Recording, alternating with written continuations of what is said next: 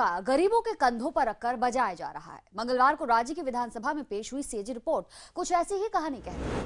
इस रिपोर्ट के मुताबिक सरकार ने औद्योगिक घरानों को फायदा पहुंचाने के लिए सरकारी खजाने को करीब 1000 करोड़ का चूना लगाया। मसलन गुजरात की एक पावर कंपनी को 160.26 करोड़ का फायदा महज इसलिए पहुंचाया गया क्योंकि सरकारी कंपनी GUVNL ने पावर परचेज एग्रीमेंट को नहीं माना।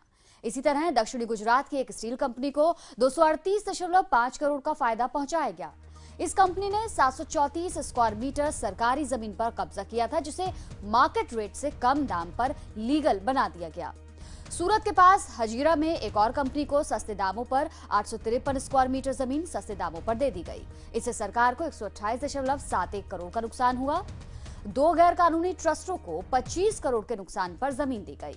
यही नहीं, अमेरिका की ऑटो कंपनी को दी गई जमीन में भी धांधली मानी गई है। रिपोर्ट के मुताबिक सरकारी निवेश पर पिछले 5 सालों में भी सिर्फ 0.25% का मुनाफा हुआ है, जबकि इसके लिए सरकार को 7.75% की दर से ब्याज अदा करना पड़ा।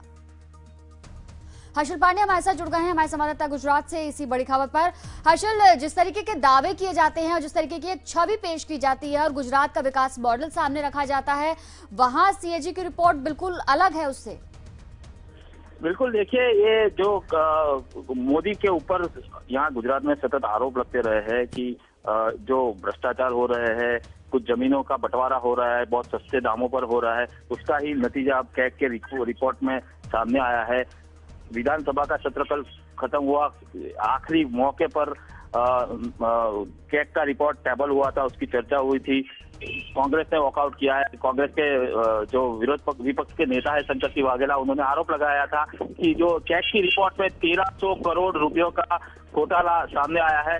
आपको ये भी बता दें कि 9066 करोड़ के जो यूटिलाइजेशन सर्टिफिकेट है जिसका यूज किया गया है, लेकिन उसका यूटिलाइजेशन सर्टिफिकेट भी नहीं दिया गया है। ये सब मुद्दे अब धीरे धीरे बाहर आ रहे हैं, लेकिन सरकार अभी भी दावे कर रही है। एक प्रेस नोट जारी करके उन्होंने कहा कि कैग में गुजरात गवर्नमेंट की जो कार्रवाई है, जो पूरी जो नीति है, उनकी सराहना की है, और जो प्राइवेट सेक्टर है उन्होंने अच्छा मुनाफा किया। ऐसी बात कहकर जो अपना जो घोटाला है वो दबाने की कोशिश की है। लेकिन कैग के रिपोर्ट के बाद अब बिल्कुल साफ हो गया है कि करीब 1300 करोड़ का घोटाला हुआ है, और कांग्रेस ने भी उस पर आरोप लगाया है।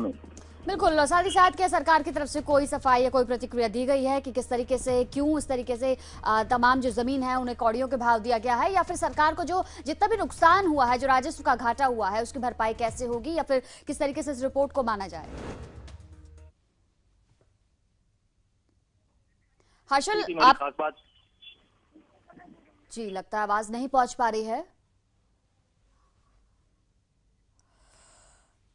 तो हमारे साथ जुड़े हुए थे हर्षल पांडे, हमारे संवाददाता, जो बता रहे थे कि किस तरीके से सीएजी की रिपोर्ट सामने आई और कांग्रेस ने यानी विपक्ष ने इस पर वॉकआउट किया है।